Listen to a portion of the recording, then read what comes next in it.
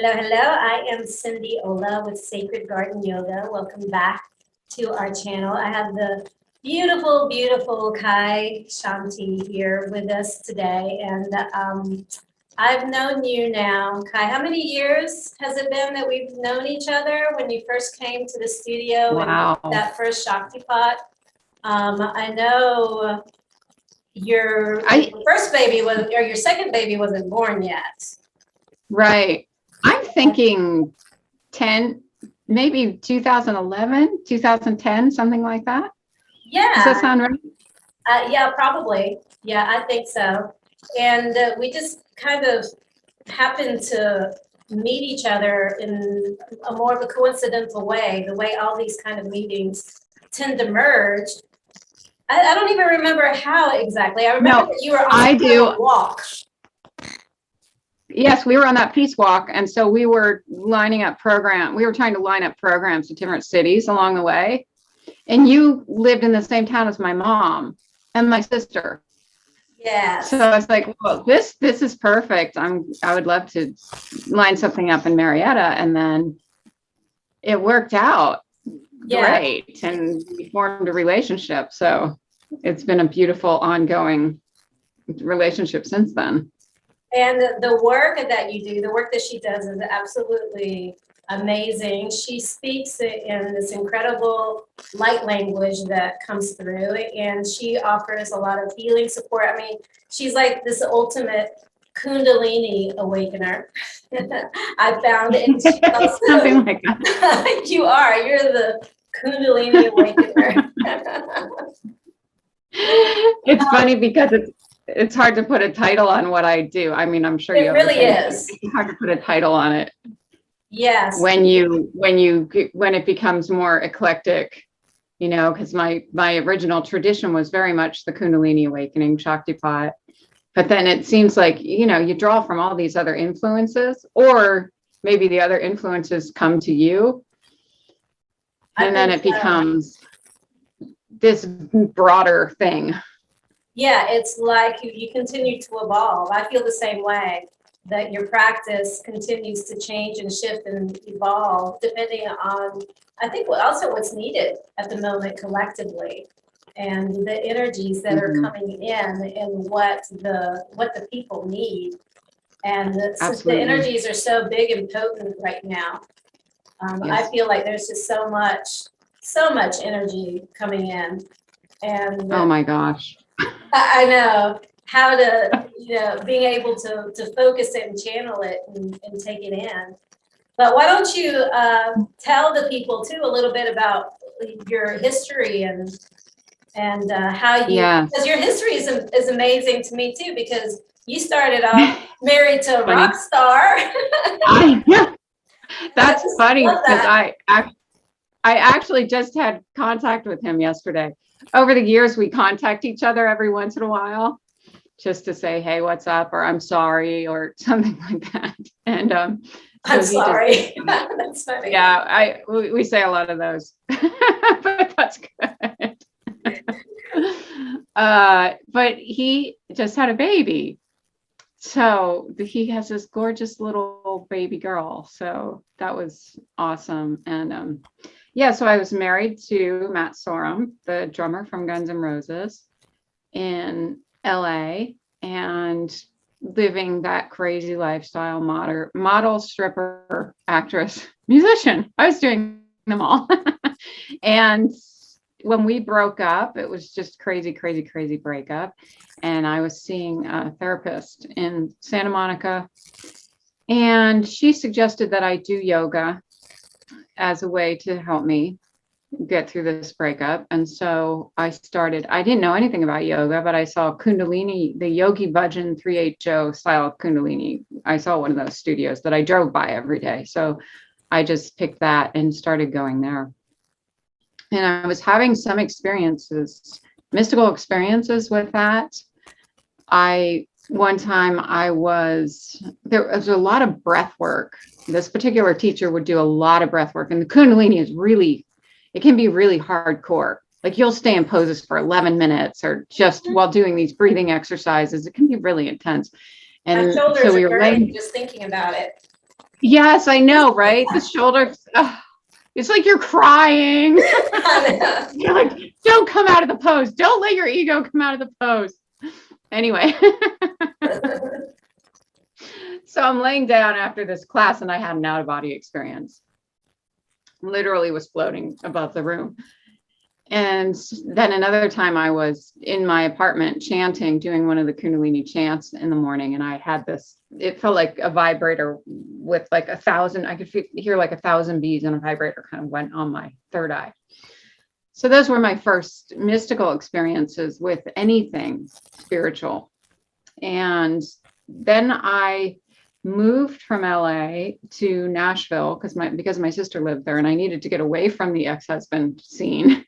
And I was looking for a Kundalini class, and that's when she presented me with this, something she had seen in a magazine. And she said, well, it says Kundalini. I don't think it's the same thing. So I went, and that's when I met my shaktipat guru. And the interesting thing about that is I was watching people have kriyas, or the spontaneous movements when the Shakti moves in you, and, you know, spontaneous movements happen. I was watching people have kriyas, and then I started having kriyas that were the same movements that the Yogi Bhajan style of Kundalini imitates. So, you know, they were just happening spontaneously through me rather than me doing them. Yes.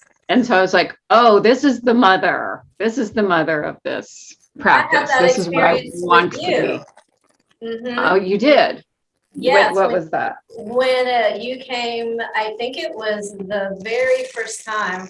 Well, I know you were, you were in your state, but you came around and you came behind me with your feathers, and you were like, doing your thing with your feathers behind your back, and you were chanting in that beautiful light language, and something inside of me just wanted to bust out laughing.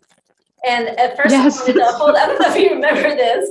And at first I was like, no, I can't laugh because they'll get offended. They'll think that I'm laughing at them. But then that was what was going on in my brain the whole time.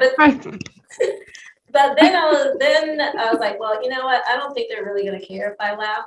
And so I just busted out laughing. I don't know if it was just like that laughter that comes from your gut, but that's part of the way that I release things too. It's not just through tears. Like I will bust out laughter sometimes, and that's the way the energy is clearing through me. So I was just laughing and laughing and laughing, and you're doing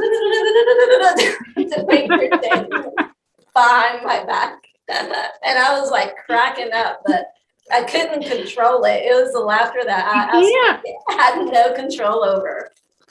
It's a kriya. And that's funny. If I forget to tell people that, like, I'll try to go through the whole spiel at the beginning, but if I forget, and then people do hold it back. So I always try to say, look, laughing's okay, screaming's okay, rolling around on the floor is okay, because you don't want to hold that back if it wants to happen. But you wouldn't normally want to bust out laughing in a meditation. Exactly. But you just kept on. You just kept on. You didn't even you didn't lose a beat. And then at some point, my whole entire body, and this is where I really started to feel more and more of these kriya movements. And again, the kriya is just these spontaneous movements that happen to you when the energy, when the shakti or the prana is trying to awaken and move through you. But anyways, I felt myself leaning back, like this big, huge leaning back that I had no control. My body just went, vroom. I leaned back, and you were there. You caught me. And then a lot of the rest of that, I just remember my head started moving. And then my spine started moving. I felt my body wanting to move like this, literally like the serpent. My spine going like this, and then my head was doing like this bobbly thing. And inside me, or like my consciousness was going, what the heck is going on? Right. Because you observe it. That's the cool thing about it. You're not separate from it. You're fully there observing what's happening. Exactly. And then suddenly I started humming out of nowhere. I would start going, and I'm like, okay, this is like my body was moving. I was humming spontaneously, and all these crazy things were happening. I think my first experience with you was the most powerful as far as the kriyas go, because I think that was like that initial, just like that initial, true awakening or that true movement. But after that too, I mean, you're shifted, you're different. I mean, not necessarily that your life around you changes, but the way you show up, the way you perceive things, the way you feel. And I really feel too that my experience with you is what really pulled in that Kali energy, the energy of Kali. Kali is the Hindu goddess, the divine mother of the birth and destruction. That she's also the essence that holds you while you're going through all the transitions and deaths and rebirths in your life. But I really feel like that because you're powerful, you're strong in holding that Kali essence yourself. And I think some of that transmuted in through me. And since then, I've always felt her with me. That's awesome. Yes.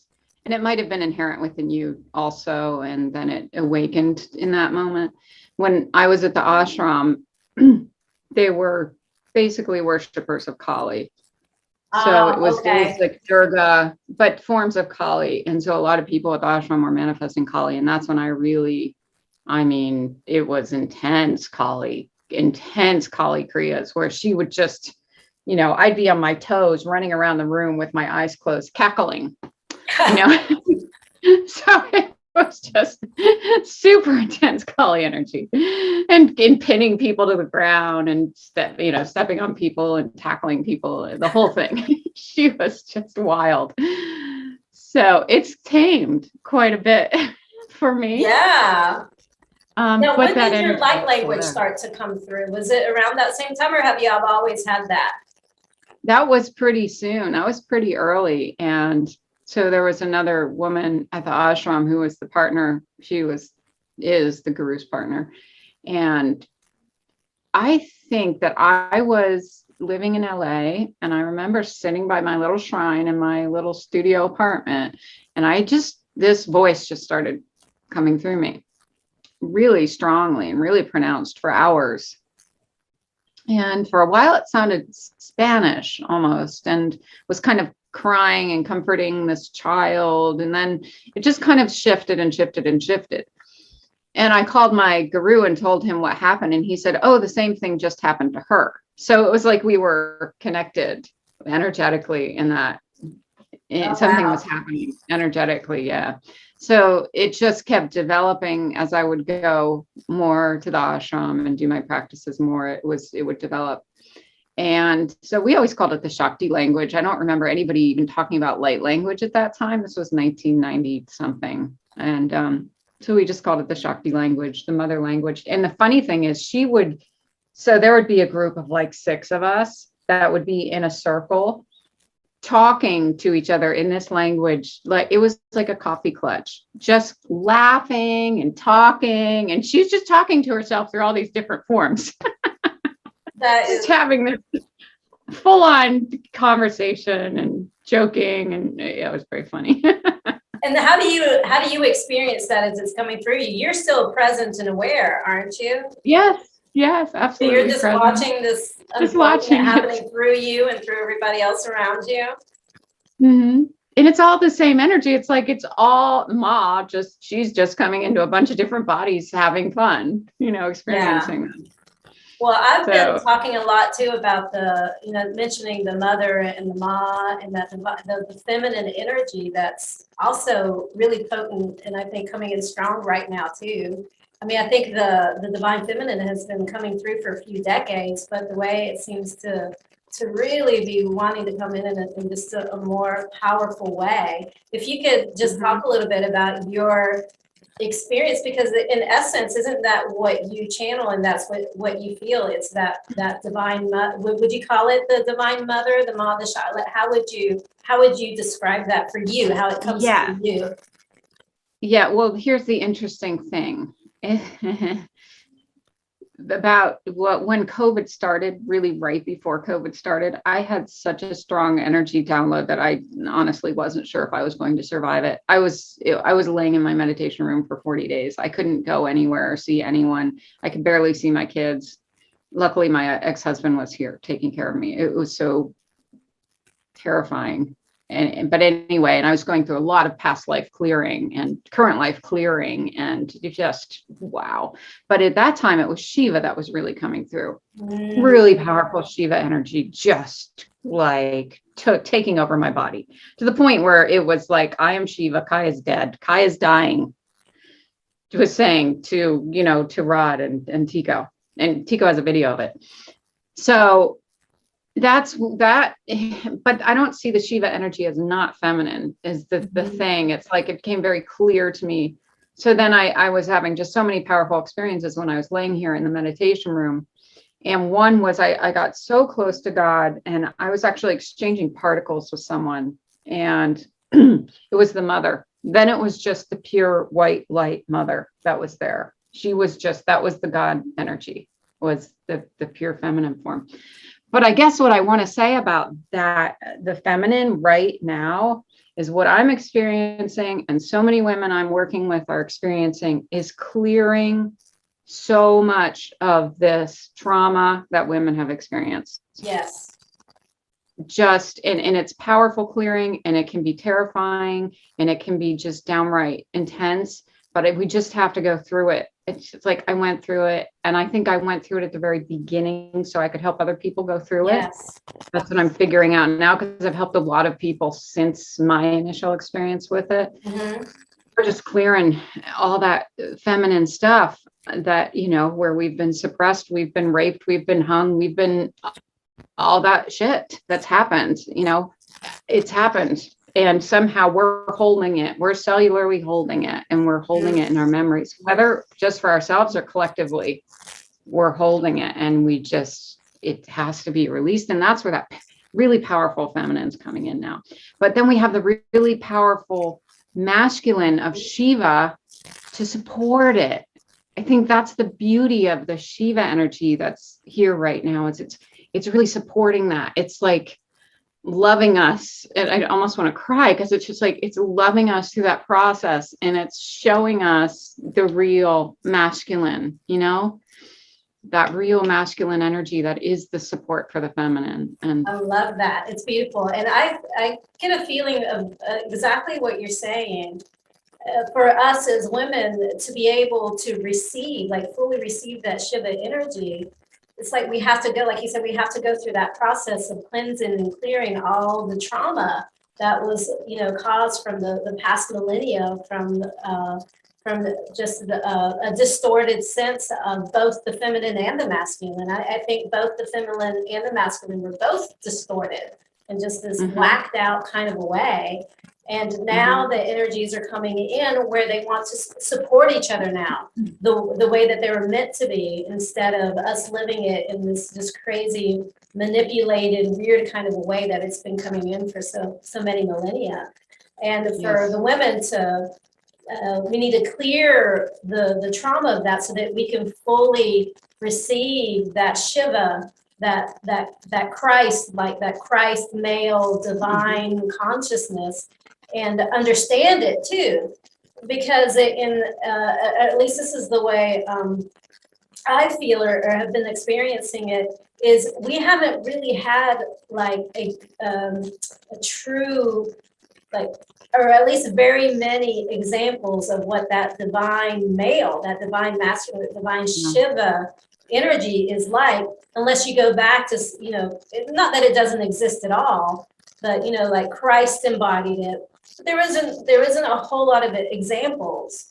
And now that we're stepping into this, this new age, this new aeon, a lot of it is about bringing back that holy matrimony, that balance, that sacred marriage that can only exist when the masculine and the feminine are equal.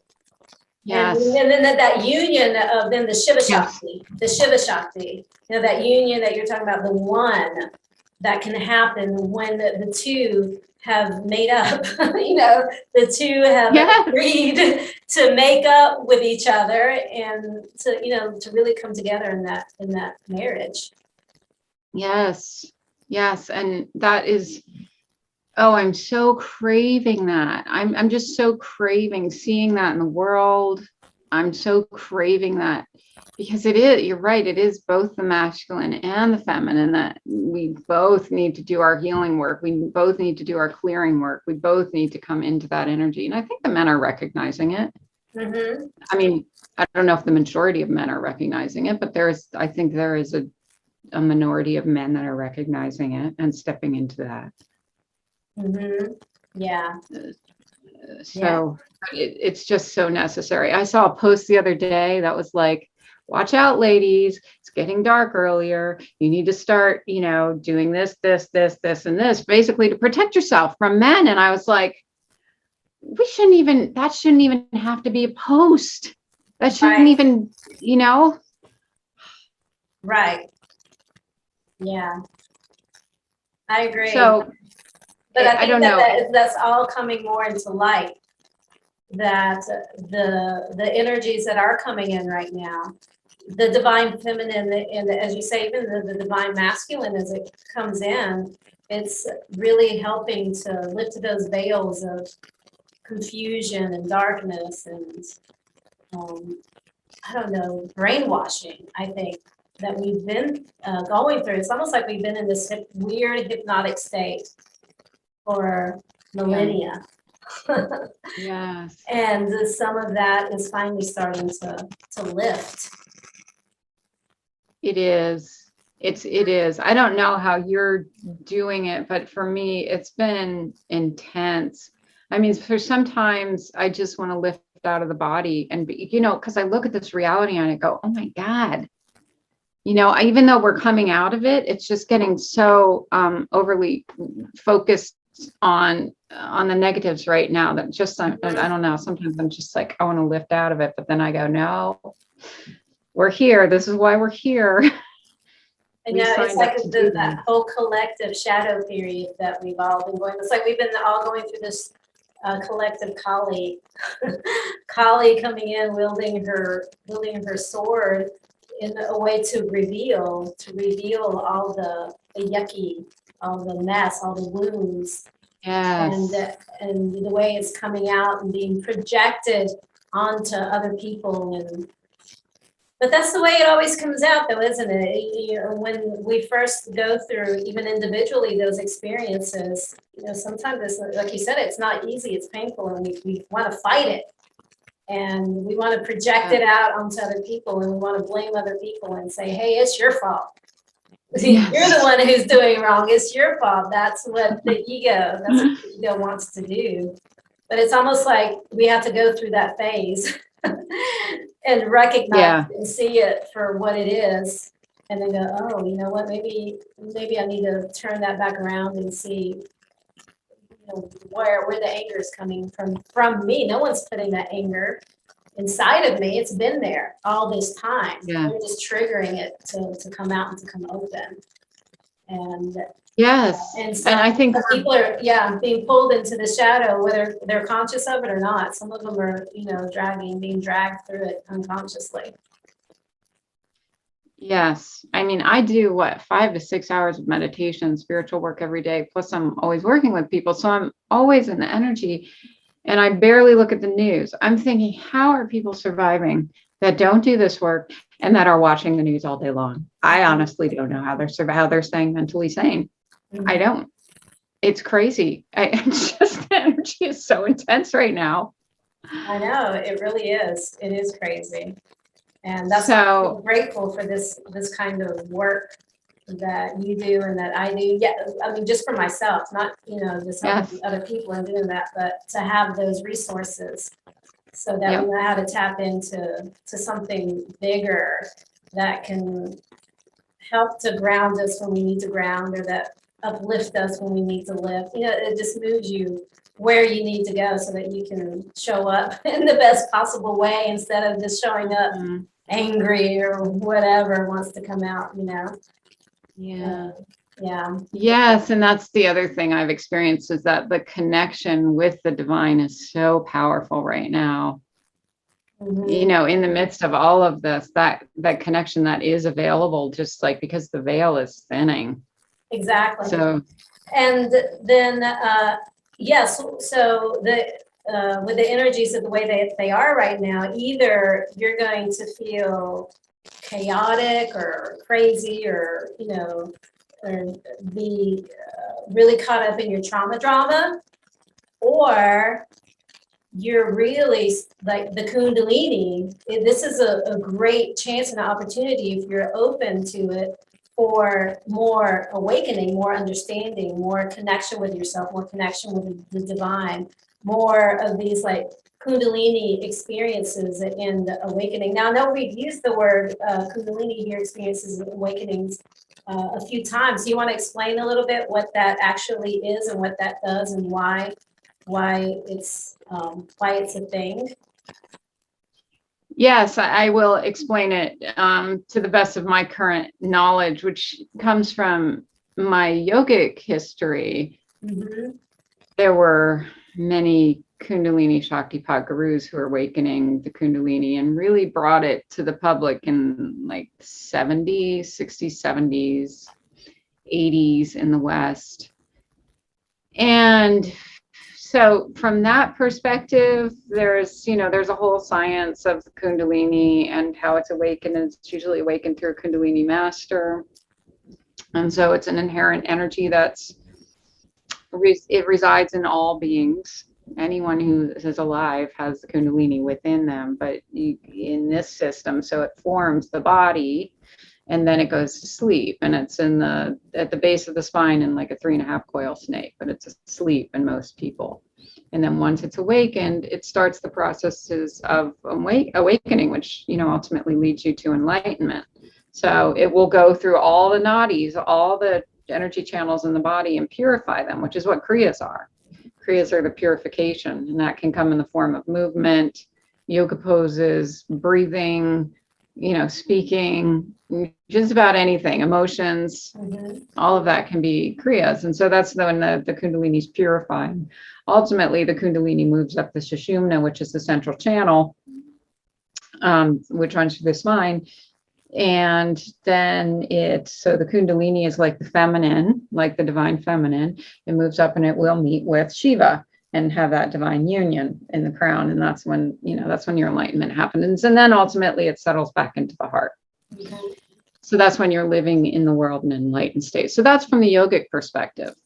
But nowadays, people are having so many different experiences from so many different perspectives and so many different belief systems, and from no belief systems at all, that that's the yogic model. But there are so many other things that are happening within that are being experienced. So it's hard to even use the yogic model anymore, because people are just having spontaneous awakenings that may be, giving birth or have a car accident or just whatever in a dream. They have or sex or something. They'll have a spontaneous awakening, and then they need to figure out what's happening. Oh my God, what's happening to me? Ideally, I think it's helpful to have someone as a guide who helps to awaken you. Because, like, for instance, when it happens through me, other energies are coming through me, or the Kundalini energy herself is coming through me to awaken. And it never happens harshly through me. It never happens like too quick, too intensely. It's almost too gentle, where a lot of people are like wanting more to happen, but it's like the way I'm working these days is the energy is just really preparing that person on all levels, emotionally, psychically, clearing a lot of past junk out in the process, so that it doesn't come as some big shock that's just too much for them to handle. So I'm actually enjoying that process. I'm enjoying watching how she works through me, because just like when the kriyas work, I watch when she works through me, when the Kundalini works through me. And what was your question? No, that was good. I was asking about Kundalini, so you Oh, right. said that perfectly. Yeah. So I have a How lot of it's things. shifting and how it's changing, how it's Mhm. not in the, and I can totally see that, how it doesn't fit the original model that it did back in the And 60s the or the 70s, how mhm. you know, you're saying how it's happening more spontaneously and and a lot of times that spontaneity itself, it can be shocking because it's not like you're preparing. It's not like it was similar to, um, you know, just the way I get information. I was sharing the story too about how a couple of weeks ago I was just practicing yoga, you know, listening to Mhm. music. There was a student there with me. I wasn't in any like trance state or even trying to be. I was just like embodied, but then suddenly I felt my body start, well, usually when my body will sway when Mhm. something is about to be received. It's like that's my body preparing to receive something. And then my body started to sway side to side. I was like, oh, well, look at that, you know, but there was some music playing too. I wasn't even paying attention. I wasn't forcing or even trying for anything to happen. And then this big dragon, I could see it in my mind's eye, this big dragon, this big, powerful dragon. It was like Wow. a Game of Thrones kind of a dragon, you know, Wow. came in and I could see it. And it actually came in and entered and landed right here in class. Wow. And I could just, you know, I could feel it. I could see its eyes, these golden eyes, and it sat with me for a little while. And then it came back out through my mouth again, like that day or maybe the day before. But that dragon energy has been with me the whole entire time. And, you know, I explained in other videos Mhm. or in other talks or some, I can't remember so many platforms, I don't even know where I talked about it anymore. How, you know, that was an essence of the feminine, like this Kali-esque energy coming in once again. But yeah, but how these things do, they kind of happen spontaneously. And I had a similar experience like that too with when I went to Assisi, where St. Ooh. Francis is. Yeah. We were again, we were on vacation. It was just a nice family vacation. I wasn't Mhm. planning on it being some kind of special retreat or anything. You know, we were just all hanging out and just having a good time. You know, drinking wine, eating pizza, enjoying the Right. scenery, like that kind of vacation. You know, just like a Uh-huh. true vacation. And then of course we go over to Assisi, and I've always loved St. Francis. I mean, I've always been drawn to him Yeah. anyways. And then, you know, I go into his basilica and I'm sitting there, you know, with all the nuns, because the nuns are on a pilgrimage, because I feel like a Oh boy. strong desire to just to go in there and sit next to his tomb. Like everyone is, Uh-huh. I'm sitting here, but you know, I had to change my clothes even to get in because I was wearing like my shorts were too short or something like that. You know, I was like, I have to go change clothes. And then I'm sitting there with the nuns. And I put my hands on his tomb, and you mean you just can't explain. I just felt like this Wow. vibration that was Oh coming my in like gosh. this, and Wow. and then you're in that altered state, you know, like you get in this altered Yeah. state. And after that, I went to another one of his churches where this particular cross that hangs in that church that he would pray to over and over again. Oh And my gosh. yeah, it's an old, you know, very old cross. And the prayer that he would pray to was on this brochure. And so I got the brochure and I just prayed it over and over and over again in front of the cross. And then it started lightning and thundering outside. It was like very dramatic. Wow. Wow. But then I felt something. It's like I had this realization almost like, uh-oh, something something's about to shift. Like I could feel like, okay, this is I just crossed the threshold and I Oh better hold boy. on because something Oh is boy. about to change in life, you know? And I mean, Wow. it certainly did. Like after that, there was a lot of clearings and a lot, and as a matter of fact, that was in September. That was in September, Oh, a just few this years year? back when I went, and Oh, it is, it was about 4 years ago. okay. And then I was, back here at home climbing up Kennesaw Mountain or Pigeon Hill. Went up to the top of Pigeon Hill, and this little bird came to me, kept pecking, like it pecked at my glasses, pecked at my phone. A Oh wild my God. bird pecking on my shoes. I have a Wow. video of it. And I just felt Wow. this affirming presence of St. Francis there because he was the Oh, patron saint of yes. the animals, always holding birds. And it's Yes. just kind of wild how these Oh, experiences, I mean, I would have considered that some kind of an awakening. Like it was a Kundalini type yes. of experience, but in a different kind of way, through a different tradition, through a different Yes. lineage. But it was very spontaneous. Both of those were very spontaneous, not planned at all whatsoever.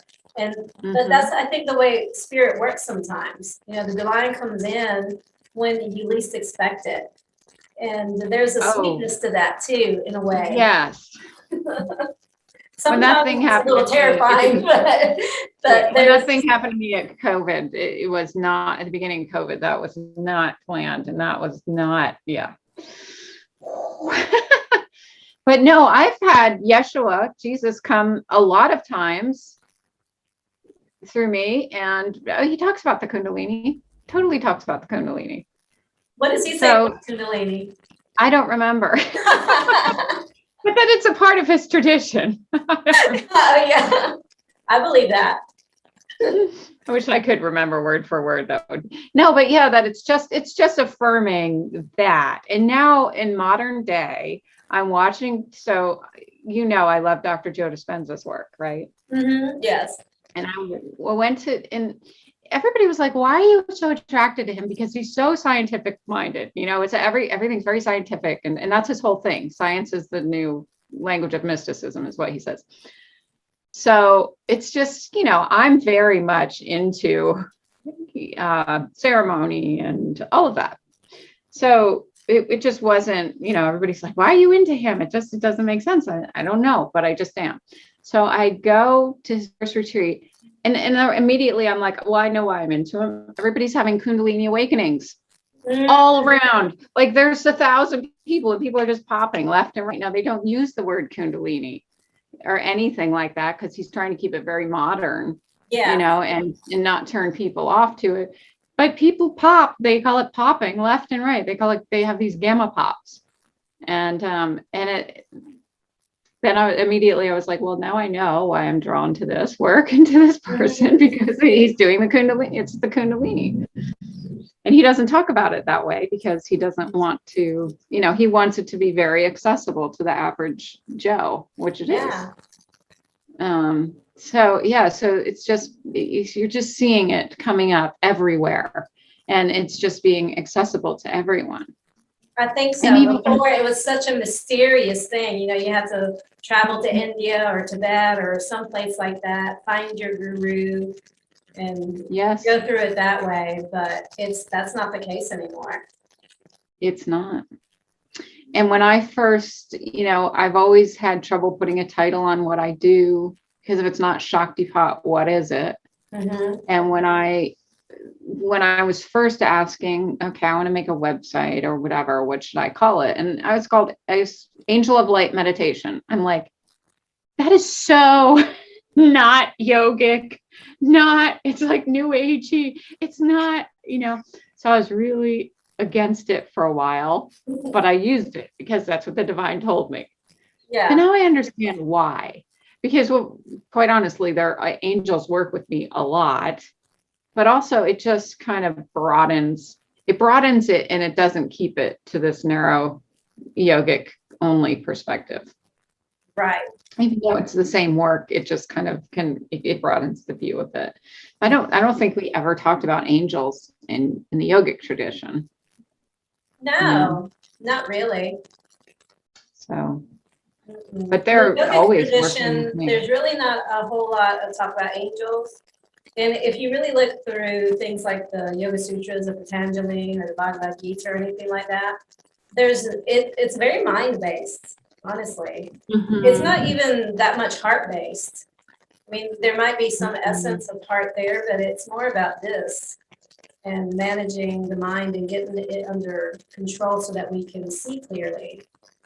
Right. And the yogic philosophy is clear the trauma, clear the samskaras, clear the habits, clear the traumas, clear all that from you so that you can once again perceive through the lens of Purusha. Purusha is the witness, or the soul, the spirit. That's, the word that they use for that. And that was the focus of the yoga. And you look through the 8 limbs of yoga, it's very much about this more than anything else.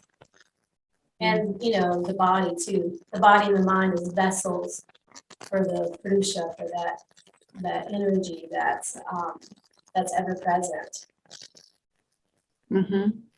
Yeah. Yes. And so that's interesting because those teachings are definitely relevant and very useful, but I also enjoy watching just the fresh teachings coming through straight from the divine. And I think that's part of that Shakti, because that was also very, I think a very male, a very like Shiva kind of, but a Shiva more one-sided male point of view of looking at things. And yes. I think the Shakti energy is certainly more heart-centered and, as you say, fresh and new, and especially right now, meeting people with where they are. Yeah. Yes. And you can't go wrong with those teachings, because if you sit in a room full of 100 people and you just let the Shakti do the teaching, it is fresh and it's current and it's relevant. Present. It's always present. I mean, it can't not be present. And sometimes it's the saints, and sometimes it's the angels, and sometimes it's just God, sometimes it's just, this is God, but it's always that higher divine energy working with the present moment and what's happening in the present moment. Yeah. And then what we were talking about a little bit before we got on recording, how even though these ideas of enlightenment and these mystical experiences, which are absolutely fascinating to experience, there's still, if you can't ground it and bring it into your everyday living, then there's no point to them. So you're a mother of 2, I'm a mother of 1, running businesses, and there's doing laundry and cooking dinner and, going to piano practice and going to swim meets and, paying the taxes and the reality of life, that if anything, all that is to help you. It doesn't take away life, the experience, the everyday, the everyday, I don't like using mundane, but it's about being able to bring that presence and what you learn, at least for me, into your everyday living. Otherwise, what's the point of it? Agreed. Especially when we are raising, in other words, we're not living in caves somewhere meditating for hours on end. You still have to show up as people in relationships.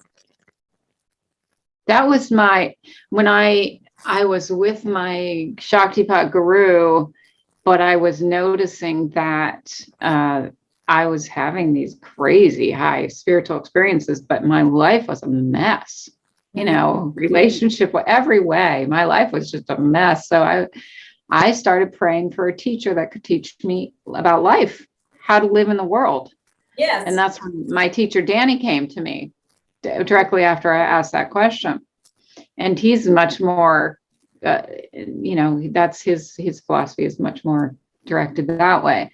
But yeah, it's and that's why I try to be really real, just transparent with my teachings, with my work, with my videos, everything. And I know that turns some people off because they want someone to be like perfectly sitting there and not showing the other side of life. And that's just not the way it is anymore. And I don't think that we can keep getting away with that, sitting on a pedestal and saying I'm this, and then having to deal with all this other stuff in life.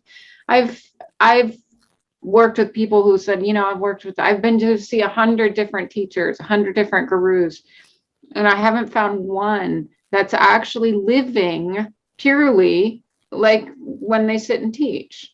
Right. They all have issues. They all have dilemmas. They all have things going on, whether it's family or whatever it is. So I think it's huge. I think it's the integration that's really important right now, and I think it's really important for everyone to be completely transparent about it, because, then your average Joe who has 5 minutes to watch a video a day because they're so busy can go, oh my God, I'm no different than them. They're going through it. I'm going through it, and we're all going through it together. It's not like, oh, I can never be like you. You're so amazing. It's like, no, we're all right in it. We're all in the muck together. Yeah. Yeah. Because in the end, I mean, these experiences, they can be great, and they can, they can provide opportunities opportunities for new insight.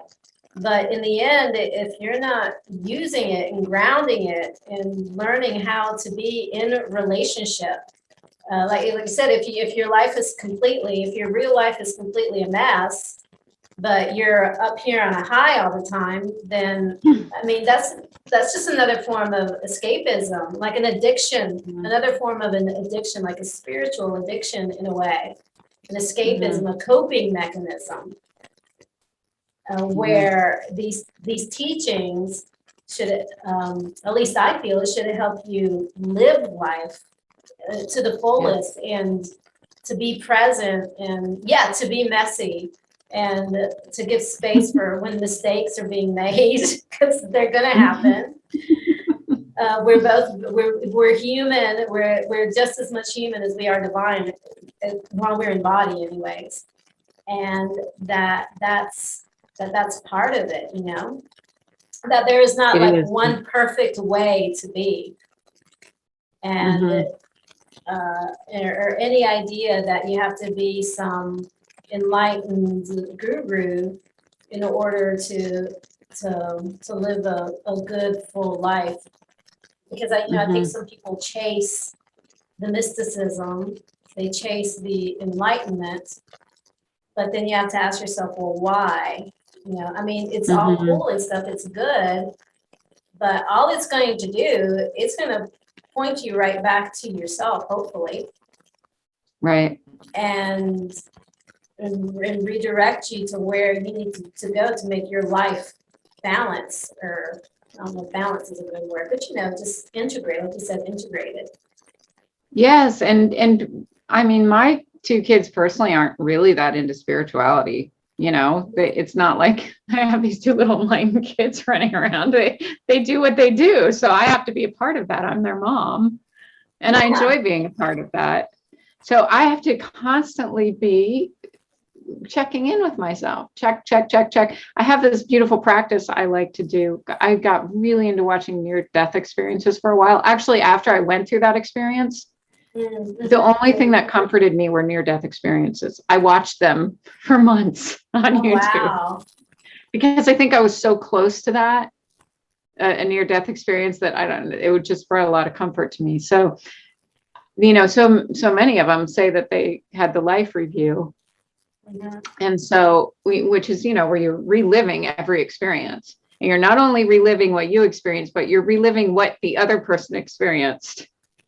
So you're getting to feel everything from every direction. Oh my gosh, yes. Yeah. So you're seeing what, and not from a judgmental way, just from a, this is how it is way. Yeah. This is, when I said that person experienced that. When I did that person experienced that. And so I like to, when I'm in something with someone that I just feel like I can't resolve and I'm in this me, I like to take myself to that place of the review. I'm like, okay, Yes. I'm standing with God and I'm reviewing this moment. How am I seeing it? How did I do? You know, how did I do in that moment? Did I make the highest and best choice? Was I being ego driven or was I being enlightened in that? So that's how I'm living my days now. I'm trying to just catch it right away. To me, that's almost more of my spiritual practice than my meditation lately. Oh, Because it's more absolutely. difficult. It's much more difficult. Yeah, it really is. And yeah, to catch yourself in those moments, and to catch yourself in how you're about to respond to, your child or your son, or I have a 16-year-old now, and he's not into spiritual. I mean, he asks me questions every now and again out of curiosity, more out of curiosity than anything. Mhm. But he's not like, he doesn't want to do yoga, or he's never wanted to. Yeah. And I try to talk him to come into the studio every now and again. He's like, no, I don't want to go. They're totally on their own. They have their own agenda. It has nothing to do with you. Yes. Kids do. Yeah. Yes. And neither really is my husband. My husband, he's not really into most of this stuff either. But he supports me, and he never discourages me and all that. But he's just like a happy-go-lucky guy doing his thing too. And so it's like you have to be able to meet all that, like meet that and function well within that realm. Mhm. So otherwise, you can have as many mystical experiences as you want. It won't matter. They're not going to matter because that's how I lived for years. I would have these high experiences here in my room. I'd go down in the kitchen and immediately I'd be like triggered by something. Right. Yeah. And I was like, no, this is not working. This has to shift. So then my work started all over again. And that's how I am still currently working, like just watching my triggers all day long. Yeah, well, that's the evolution of things, which actually brings me to just too quickly to the next thing, and the grounding these experiences. I know that you've been making a lot of videos on your YouTube channel. By the way, Kai has a YouTube channel, and I'll put her links and all that in the comments so that you can connect with her and see what she's doing over there. But you've been talking about money and mysticism, and talk about, money being such a triggering topic, or just a triggering our relationship. I mean, most people have such dysfunctional relationships with money, especially those in the spiritual realm, because we're taught all sorts of crazy ideas and beliefs about money. And so I know that you've been working a lot on trying to unravel that for people. I have. And so, and that's why I finally decided to do this series that I'm doing, because just for years I was told, it's not part of spirituality. We don't talk about it. It's not something we do. And I was like, yes, but I'm broke and I need money to live. Right, because you have mouths to feed, and you have and now I have electric bills and a rent to pay, and that's the world that we live in right now. Right. And so if I'm always worried about that, then I'm always in that lower mindset. I'm always in that lower state of being, right? If I'm always worried, how am I going to pay my bills? How am I going to feed my kids? How am I going to, that's always, it's always taking me. And so eventually I just said, no, I can't go by what everybody else says, my guru being one of them, but just so many spiritual people, you've got the money and the spirituality can't come together. I need to really listen to what's coming from my highest essence. And so I've been doing that for a while, just personally. And then I thought, no, this needs to go public. I don't care if people reject it or not. It just needs to be talked about. And there are a lot of people that are struggling with money that are spiritual. And there aren't too. There are a lot of people that are not struggling with money that are spiritual, that are doing really well. Right. So that's been my idea with the show. And I'm loving doing the show because it's helping me. Oh, yeah. It's helping me to look at it every week. I've committed to doing it every Friday when I'm in town. And I would love to have you as a guest in November if you want to come on. So I want to have people come on that have also been looking at this themselves, wherever they are in the process. I've been working on that relationship for a long time and coming with all sorts of mixed emotions within myself because of all the teachings, not again, ancestral ones, things that have been passed down, lifetimes and lifetimes worth of just I don't know, of misunderstanding and being told something that, and I think, one thing that I will say is, it's understanding the nature of money too, that, on one part it can corrupt. Like, it does have a corrupting nature, but it doesn't have to just be corrupting. It's going to, in a way, bring out what's inside of you. It's like it's just a big catalyst. It's an enhancer, money, in a way. And if you're super greedy, let's say, it's going to bring that out more. It's like a shadow worker within itself. Money will bring out your own stuff, like the own things that you have to work on. So it's like, right. You look at it that way, it's like a catalyst in a way for you, for growth and for doing your own internal work, because there's nothing like money that'll trigger you. That's true. It's true. It's huge. And that's why I'm like, why don't more people talk about this? Because it's one of the biggest things. Why do we have to ignore it and, pretend we don't need it? It's one of the biggest things. I know. Especially when I have kids. Oh my gosh, I tried to leave prematurely. I tried to leave the situation I'm in with my ex-husband and take the kids and go to Asheville. It was premature, obviously, because my money flow almost completely stopped while I was there. And it got to the point where I didn't know if I could buy food. And I looked at the fear on my child's face when I said that. And I was like, no, this is never going to happen again. And this is not okay. It's not okay. Here I am doing all this spiritual work, but I don't know if I can put food on the table for my child. That's not okay. Yeah. You feel that disconnect. You feel a disconnect. You just know somewhere inside of you that something's not right here. Yeah. So I'm just diving deep. I'm just diving so deep into it until I get to the depth, the very depth, the very core of it, because to me, and so what what seems to keep coming through is money. It's a gift. It's a gift from the divine. It's no different than love. It's no different than anything else. It's just this gift from the divine. And we can corrupt it, but we can corrupt anything. Yes. If we have a corrupting, part of us, we're going to corrupt anything. So we don't have to, treat it that way. We can have a completely different money system than the person that is corrupt with their money. Yes. Even though it looks the same and everything, we're in a different space with it. So I'm slowly learning.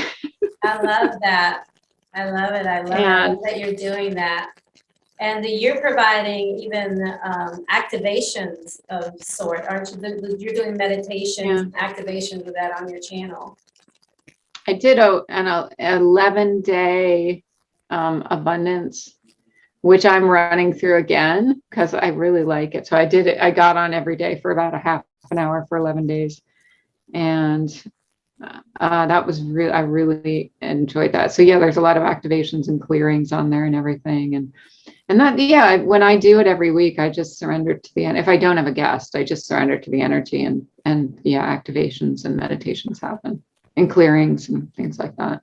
Yeah. So it's just for the collective. Yes. Well, thank you. Thank you for sharing that. I love it. It just felt necessary. Well, because I know we've been going on here for about an hour now.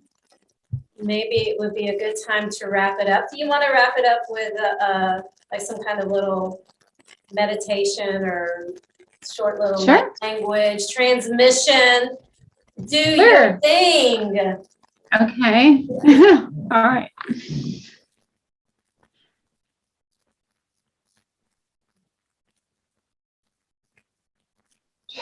Namakri Shavakuru Norokuru Babayarena Kriya Shavakuru Behrana Ariata Kradanarite Shavakuru Noroko Baba Hamate. It's opening. The receiving of grace is opening. That's really what's happening right now. The receiving of grace is opening. So it looks like a lot of tragedy in the world, but what's really happening is the opening of the receiving of grace. So we often need to go through this kind of chaos to come to that opening space. So let's focus on the opening for a minute.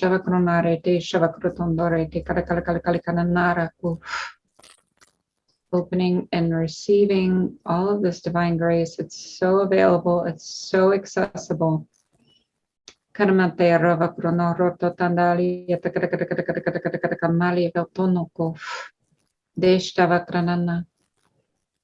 Miroma arete shavakrotonoro kurba shivaya rapakratandaliatok. And this is what we benefit. This is the value from sitting and meditating, is that we get to see these moments of the great awakening, the great opening, the great receiving that we may not see as we're living our daily life. So the benefit and the value of taking the time to sit and be with ourselves in this divine energy, we get to see this wonderful awakening, this wonderful opening. And then we realize when we're in the more of the chaotic energy, we see what's happening more easily. Shavakruna rete shavakru fruta. All right. Thank you so much for that. That was beautiful. I felt that. I always feel I think because of those connections that we've made physically through all the shaktipats, I always like really feel what's coming through, the shakti that's coming through. So thank you for that. Thank you, Thanks for Cindy. being on here. And yes, thanks for having me. Yeah, and like I said, I'll share her information so that you can connect with her on her YouTube channel. You also have, I know you have a website, and so you can, if you want to work with Kai, you do mostly virtual work, or I know you do a lot of virtual work as well. Pretty much all right now. It's all virtual right now. Yeah. So, and yes, and I'd love to have you on Money and Mysticism in November. So we'll figure out a date for that, and do that as well. Talk about money for the whole hour. Hey, I need it too. I think we all need to heal that part of ourselves for sure. Those run deep. They run deep, really deep. Yes. Thank you. I love you. Thank you, everyone. Thanks everybody for watching.